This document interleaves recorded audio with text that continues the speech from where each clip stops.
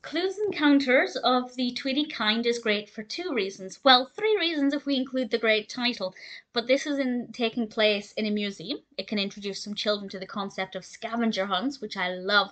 And it also shows that being little doesn't necessarily mean not being useful. This is the second segment of the second episode of the second season of Baby Looney Tunes, and Floyd has taken the babies to the museum, and we have Daffy and Sylvester leading the two groups. They both have a clipboard, and I like that they chose Sylvester rather than Bugs. I think Bugs would have been the natural choice to have Daffy and Bugs as the two leaders, but giving Sylvester that chance to shine I thought was a really good decision. And they all pick teams, and there's an odd number of them. Tweety is the last one there, and nobody wants Tweety on their team. He's just a little bird. What on earth can he do? But Tweety shows that actually he might be pretty good at this, and you shouldn't judge somebody just because they're a small little baby bird. And it's pretty good fun. It's great to see how they've animated the exhibits and the artifacts, and they get to explore a decent amount of the space as a result of the scavenger hunt.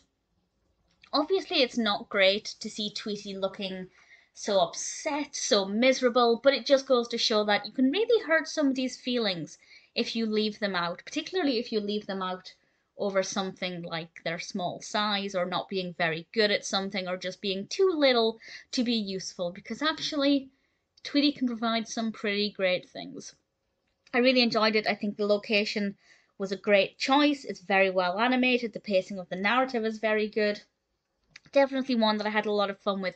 And it can also encourage some activities for parents to do with their children, because while a lot of children like museums, they can get old really quickly, for young children, if they don't really know what they're looking at or don't really understand the significance. I know a lot of museums do actually have like free scavenger hunt worksheets.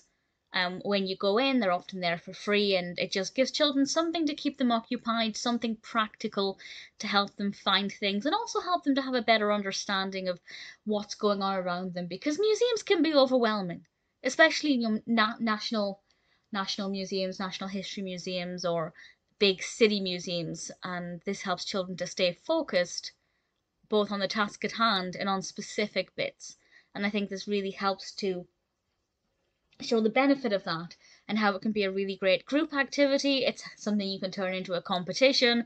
Definitely celebrates the fun of museums, but also highlights the importance of not leaving people out. Definitely a really solid episode, and one that I really enjoyed.